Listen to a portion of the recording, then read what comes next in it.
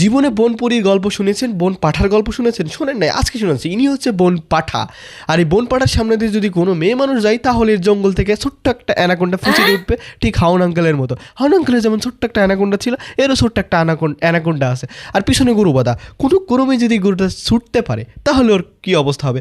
যে পাতা দিয়ে জামা কাপড় বানানো, এই পাতা যদি কখনো খুলে পড়ে যায়, ওর অ্যানাকোন্ডা দেখেই গরু নিজের যান বাঁচানোর জন্য এই বাংলাদেশ ছেড়ে এক লাফ দিয়ে হাঁস পার্কে চলে যাবে। সঠিক বলেছেন। আপনারা জানতেন স্কুলে কি দেওয়া হয়? শিক্ষা? না না না, আপনাদের আবেগের উপর মুইটা দেন। এখন স্কুলে শেখানো হয় ঠিকঠাক। স্কুলে এখন শেখানো হচ্ছে যে মেয়ে মানুষ বড় হয়ে কিভাবে নাগিন হয়ে ধ্বংসন করবে। বাবারে কোমর আর হাড় ভাঙা শব্দ হতেছে। নাচের তালে তালে সান্নার আছে হাত, এখন আস্তে করে সার দিয়ে দিলে একটা পাদ। ইনি শিক্ষক।